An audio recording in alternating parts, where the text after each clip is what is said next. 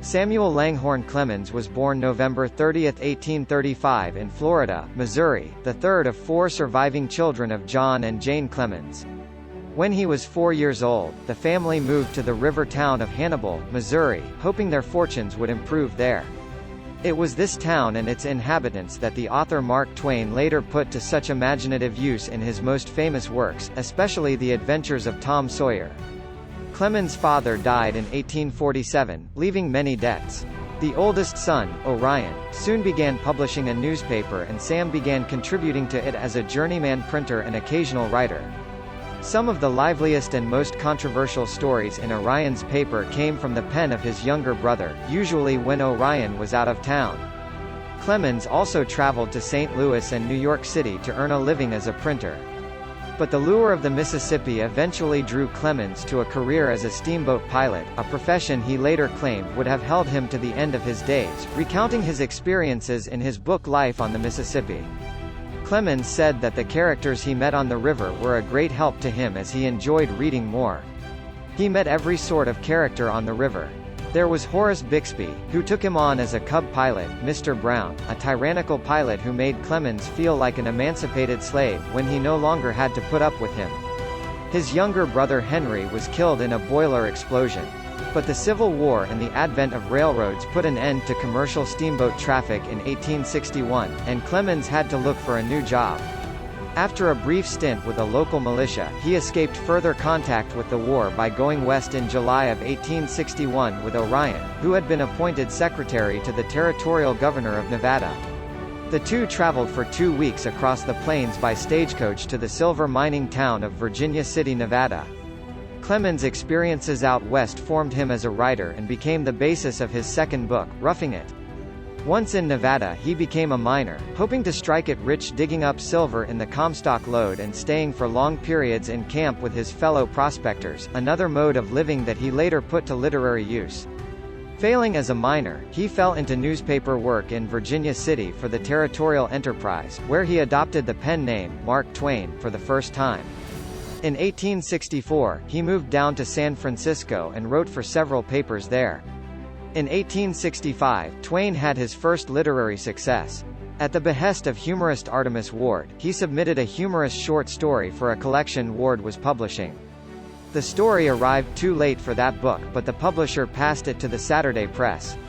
That story, originally entitled Jim Smiley and His Jumping Frog but now better known as The Celebrated Jumping Frog of Calaveras County, was reprinted nationwide, and called by Atlantic Monthly editor James Russell Lowell the finest piece of humorous literature yet produced in America. In the spring of 1866 he was commissioned by the Sacramento Union newspaper to travel to the Sandwich Islands to write a series of letters reporting on his journey there.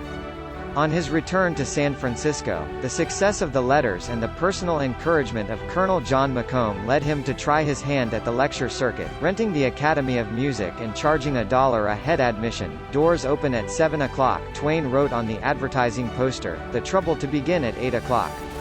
The first lecture was a wild success, and soon Twain was traveling up and down the state, lecturing and entertaining to packed houses. But it was another trip that established his fame as an author.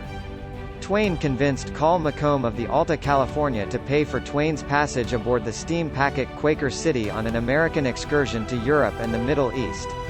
The resulting letters Twain produced for the newspaper reporting on the trip formed the basis of his first book, The Innocents Abroad, a large and humorous travelogue that pointedly failed to worship Old World arts and conventions.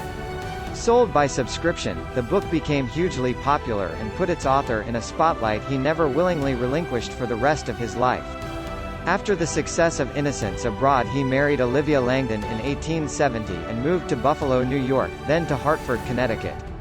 They had 4 children, Langdon, Susie, Clara, and Jean. Langdon died in 1872, and the 3 others were born between 1872 and 1880. During this period, he lectured often in the United States and England. Later he wrote as an avid critic of American society. He wrote about politics with his Life on the Mississippi. Twain's greatest contribution to American literature is generally considered to be the novel Adventures of Huckleberry Finn.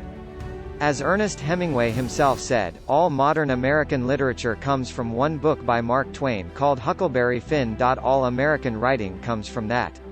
There was nothing before. There has been nothing as good since.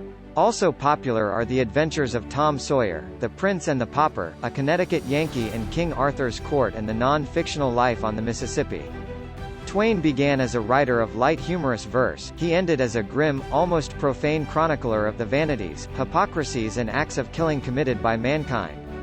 At mid-career, with Huckleberry Finn, he combined rich humor, sturdy narrative and social criticism in a way almost unrivaled in world literature. Twain was a master at rendering colloquial speech, and helped to create and popularize a distinctive American literature, built on American themes and language. Twain had a fascination with science and scientific inquiry. Twain developed a close and lasting friendship with Nikola Tesla. They spent quite a bit of time together from time to time. A Connecticut Yankee in King Arthur's Court featured a time traveler from the America of Twain's day who used his knowledge of science to introduce modern technology to Arthurian England. Twain also patented an improvement in adjustable and detachable straps for garments. Twain was a major figure in the American Anti-Imperialist League, which opposed the annexation of the Philippines by the United States. He wrote Incident in the Philippines, posthumously published in 1924, in response to the Moro Crater Massacre, in which 600 Moros were killed. In recent years, there have been occasional attempts to ban Huckleberry Finn from various libraries, because Twain's use of local color offends some people.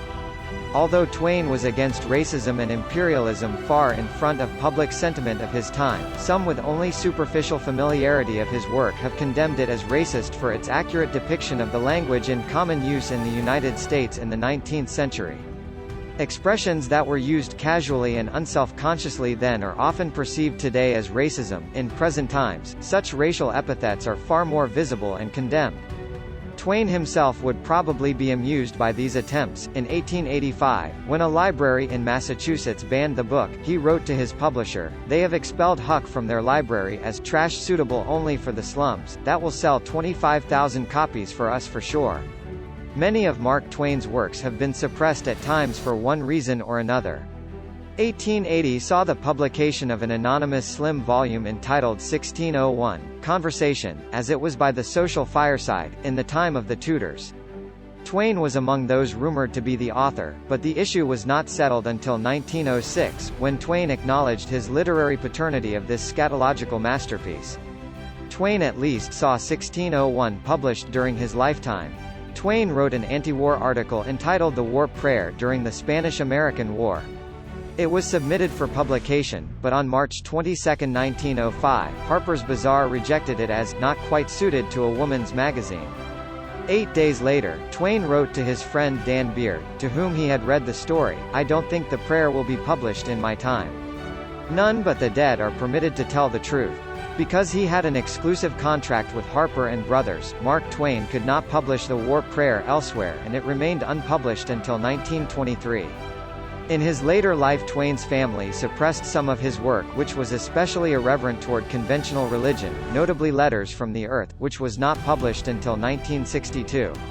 The anti-religious The Mysterious Stranger was published in 1916. Perhaps most controversial of all was Mark Twain's 1879 humorous talk at the Stomach Club in Paris entitled Some Thoughts on the Science of Onanism, which concluded with the thought, "If you must gamble your lives sexually, don't play a lone hand too much." This talk was not published until 1943, and then only in a limited edition of 50 copies. Twain's fortunes then began to decline. In his later life, Twain was a very depressed man, but still capable. Following the erroneous publication of a premature obituary in the New York Journal, Twain famously responded, "The reports of my death are greatly exaggerated." His only son, who was sick from the time of his birth, died after Clemens took him out for a walk on a blistery day without covering his carriage. His most favored daughter died while Clemens was in Australia completing a lecture series. After giving birth to 4 children, his wife was sickly for most of her adult life. All in all, he lost 3 out of 4 of his children, and his beloved wife, Olivia Langdon, before his death in 1910. He also had some very bad times with his businesses. His publishing company ended up going bankrupt, and he lost thousands of dollars on one typesetting machine that was never finished. He also lost a great deal of revenue on royalties from his books being plagiarized before he even had a chance to publish them himself. In 1893, Twain was introduced to industrialist and financier Henry Huddleston Rogers, one of the principals of Standard Oil. Rogers reorganized Twain's tangled finances, and the two became close friends for the rest of their lives. Rogers' family became Twain's surrogate family, and Twain was a frequent guest at the Rogers townhouse in New York City and summer home in Fairhaven, Massachusetts. The two were drinking and poker buddies. In 1907, they traveled together in Rogers' yacht Kanawha to the Jamestown Exposition held at Sewell's Point near Norfolk, Virginia in celebration of the 300th anniversary of the founding of the Jamestown colony. While Twain openly credited Rogers with saving him from financial ruin, there is also substantial evidence in their published correspondence that the close friendship in their later years was mutually beneficial, apparently softening at least somewhat the hard-driving industrialist Rogers, who had apparently earned the nickname Hellhound Rogers when helping build Standard Oil earlier in his career. In one of history's ironies, Rogers was introduced by Twain to investigative journalist Ida Tarbell, who is widely credited with exposing the dark side of Standard Oil, and did so largely through information she obtained through meetings with Rogers.